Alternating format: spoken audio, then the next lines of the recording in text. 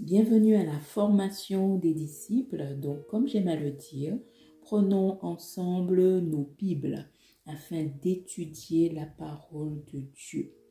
Le thème d'aujourd'hui il est simple, Jésus notre Seigneur. Sans plus tarder, nous allons prendre nos Bibles dans Luc, l'évangile de Luc, le chapitre 24, versets 13 à 16. Et voici, ce même jour, 2 disciples allaient à un village nommé Emmaüs, éloigné de Jérusalem de 60 stades. Et ils s'entretenaient de tout ce qui s'était passé. Pendant qu'ils parlaient et discutaient, Jésus s'approcha et fit route avec eux, mais leurs yeux étaient empêchés de le reconnaître. Donc là, dans ce passage, il nous est dit ce même jour. De quel jour il s'agit? Il s'agit tout simplement du jour de la résurrection de Jésus, qui est ressuscité le premier jour de la semaine. Donc ce n'est pas le premier jour de la semaine d'après le calendrier grégorien qui est un lundi, mais c'est d'après le calendrier de Dieu, c'est-à-dire d'après le calendrier hébraïque. Le premier jour de la semaine est donc un dimanche. Donc, ce même jour dont il est parlé dans Luc 24, c'est le jour de la résurrection de Jésus et il vient et il fait route donc avec ses disciples qui ne le reconnaissent pas à ce moment-là. Il faut savoir que Emmaüs, du grec Emmaüs, signifie bain chaud ou peuple méprisé. Donc Emmaüs est synonyme de souffrance. Les disciples venaient de perdre leur maître et marchaient vers la souffrance et l'aveuglement. C'est quelquefois notre cas. Bien qu'étant enfants de Dieu, nous avons l'impression qu'il y a encore plus à connaître spirituellement parlant, mais il y a comme un voile. Jésus vient proposer le pain de la révélation à tous ceux qui ont soif de le recevoir, à tous ceux qui l'aiment et qui ont un cœur brûlant d'amour pour lui, à tous ceux qui veulent aller en eau profonde et veulent connaître davantage. Nous le voyons donc dans la suite des choses, dans Luc 24, versets 30 à 35. Pendant qu'il était à table avec eux, il prit le pain et après avoir rendu grâce, il le rompit et le leur donna. Alors leurs yeux s'ouvrirent et ils le reconnurent. Nous voyons bien, c'est quand ils ont pris le pain sur lequel Jésus a rendu grâce que leurs yeux se sont ouverts. On continue, mais il disparut de devant eux. Et ils se dirent l'un à l'autre, notre cœur ne brûlait-il pas au-dedans de nous lorsqu'il nous parlait en chemin et nous expliquait les Écritures? Se levant à l'heure même, ils retournèrent à Jérusalem et ils trouvèrent les 11 et ceux qui étaient avec eux assemblés et disant, le Seigneur est réellement ressuscité et il est apparu à Simon. Et ils racontèrent ce qui leur était arrivé en chemin et comment il l'avait reconnu au moment où il rompit le pain. Continuons donc à manger ce repas que nous appelons dans nos assemblées quelquefois le repas de communion, la Sainte Seine. Pourquoi? Parce que le pain, nous avons vu dans ce passage, c'est après avoir mangé ce pain et que Jésus ait rendu grâce que les yeux des disciples se sont ouverts. Donc, manger le pain du repas du Seigneur, il faut le faire avec assurance, avec foi, avec puissance, afin d'aller de révélation en révélation. Ne pas le faire comme si c'était une coutume pour enfants de Dieu, mais le faire d'après la révélation de cette parole que nous venons de lire. Saint-Esprit, nous avons besoin de plus de toi, plus de tes rimas, de tes révélations. Une fois que nos cœurs s'ouvrent, la bonne direction, c'est d'aller vers Jérusalem, spirituellement parlant. Je ne suis pas en train de dire que tout le monde doit prendre l'avion et aller à Jérusalem. Mais, comme nous dit le passage de Luc 24, verset 23, se levant à l'heure même, ils retournèrent à Jérusalem.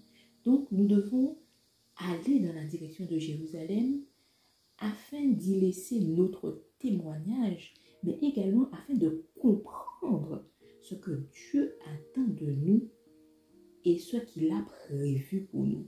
Continuons toujours dans Luc 24 et allons encore plus loin dans les versets 44 et 45.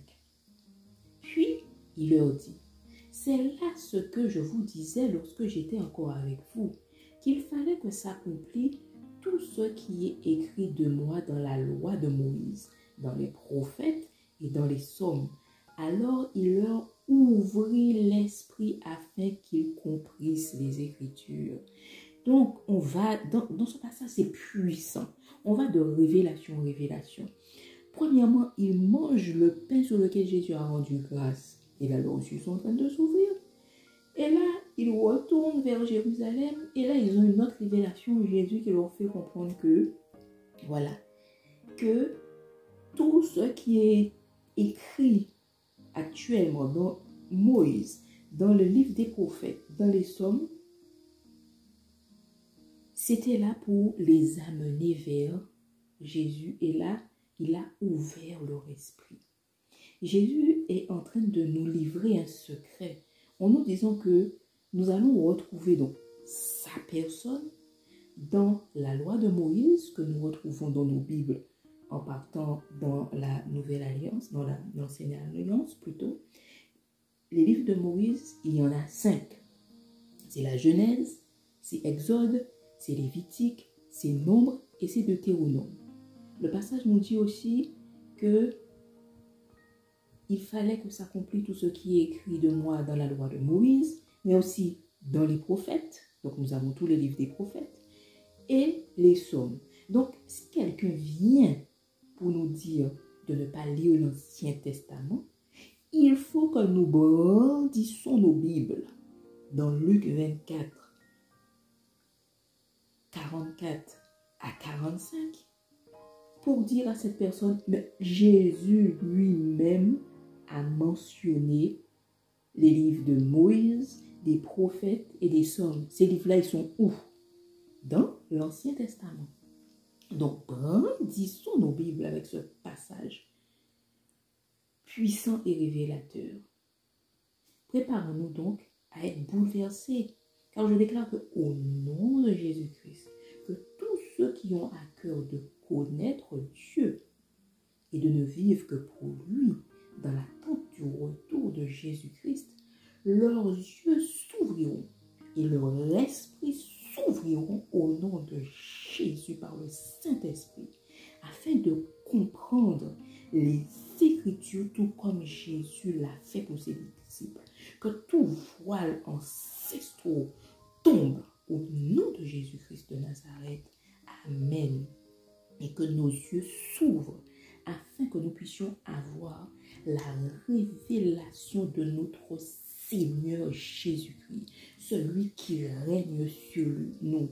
Que nous n'allions plus dans nos assemblées de manière habituelle, de manière comme une coutume, que certains même sont ennuyés, ne veulent pas y aller, mais ils vont par coutume, mais que là nous puissions y aller par amour, par intime conviction, que nous puissions y aller par révélation et que nous ayons soif de le connaître encore plus, car c'est lui qui premièrement nous a choisis et maintenant il veut se faire connaître à nous intimement comme il a fait pour les premiers disciples, car nous sommes ses disciples, car il n'y a rien de nouveau sous le soleil.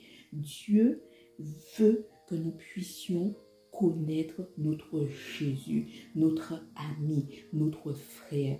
Et il faut que ce Jésus puisse prendre toute la place dans nos vies, toute la seigneurie. Allons dans 2 Corinthiens 3, verset 15-16.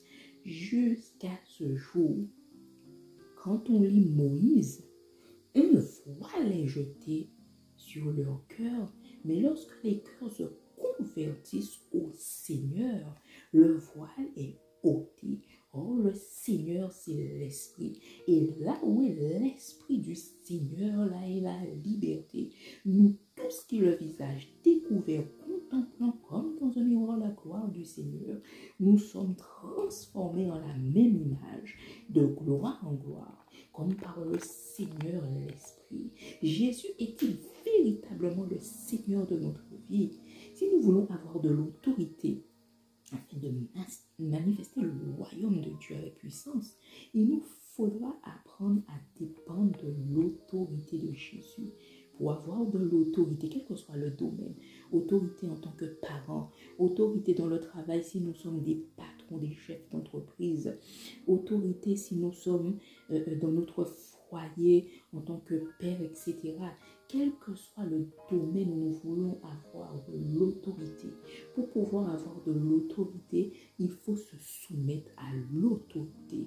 Et l'autorité dont il est question, c'est la personne de Jésus. Nous voulons chasser les démons, c'est bien. Mais sommes-nous soumis à l'autorité de Jésus, à sa seigneurie? Que le Saint-Esprit nous guide et nous éclaire. Et je vous dis à bientôt. L'Évangile Plus vous souhaite un agréable moment en la compagnie de notre Seigneur Jésus-Christ. Amen.